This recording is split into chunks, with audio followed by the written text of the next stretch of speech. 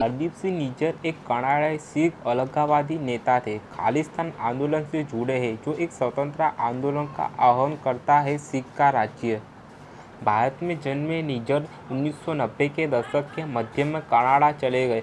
सिख संगठनों में निज्जर को रूप में देखा मानवाधिकार कार्यकर्ता, जबकि भारत सरकार ने उन पर अपराधी और आतंकवादी होने का आरोप लगाया। उग्रवादी खालिस्तान टाइगर फोर्स और उसकी गिरफ्तारी की मांग की। निज्जर और उनके समर्थकों ने इन आरोपों को खारिज कर दिया और कहा कि उन्होंने खालिस्तान के निर्माण के लिए शांतिपूर्ण तरीकों की वकालत की। निज्जर को 2019 में प्रसिद्धि मिली, जब वह सिख गुरुद्वारा सारे ब्रिटिश कोलंबिया और सिख अलगाववाद के समर्थक बन गए। निज्जर भी और समूहों के खालिस्तान जनमत संग्रह 2020 अभियान का नेतृत्व किया। 18 जून 2023 को ब्रिटिश कोलंबिया में एक सिख मंदिर की पार्किंग में निज्जर की गोली मारकर हत्या कर दी गई।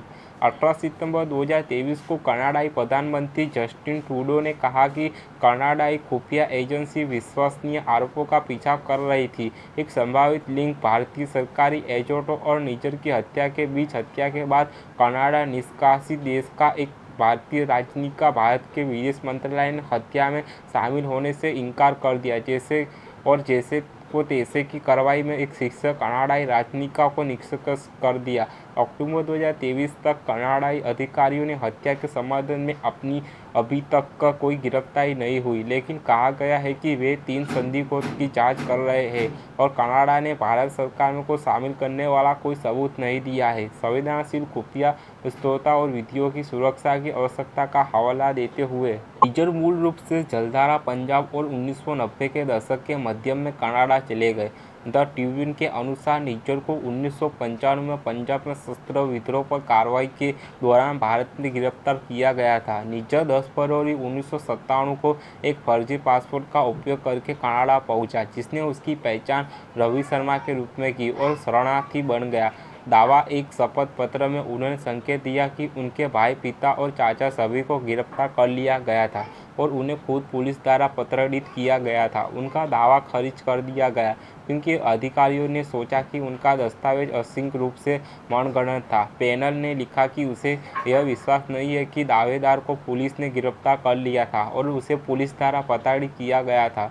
अधिकारियों को संदेह ये कि एक पत्र को जो कथित तौर पर एक भारतीय चिकित्सक द्वारा लिखा गया था और उसकी यातना की पुष्टि करता था, जाली था। अपने दावे को खारिज करने के 11 दिन बाद निज्जर ने एक महिला से शादी की, जिसने उसके अप्रवासन को प्रायोजित किया था। अधिकारियों ने नोट किया कि महिला आ गई थी। 1997 में कनाडा में दूसरे आदमी से शादी की और दावे को सुविधा की शादी कहकर खारिज कर दिया। 2001 में निज्जर ने इस फैसले के खिलाफ अपील की, लेकिन हार गए। अंततः उन्हें कनाडा में प्रवेश की अनुमति दी गई।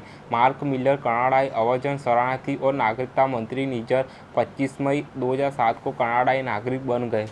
कनाडा में निज्जर एक पबलिंग व्यवसाय चलाता था और उसके 2 बेटे थे। वह सारे ब्रिटिश कोलंबिया में रहते थे, जहां वह स्थानीय सिख समुदाय के नेता थे। वहां गुरु नानक सिख गुरुद्वारा के अध्यक्ष बने। एक सिख मंदिर सारे में 2018 में न्यूयॉर्क टाइम्स ने इस मंडली को सारे के दर्जन पर सिख मंदिरों में से सबसे पुराना, सबसे बड़ा और राजनीतिक रूप से सबसे शक्तिशाली बताया। निज्जर को 2022 में गुरु नानक सिख गुरुद्वारा के अध्यक्ष के रूप में फिर से नियुक्त किया गया। निज्जर सिक्स फॉर जस्टिस की कनाडाई शाखा के नेता थे।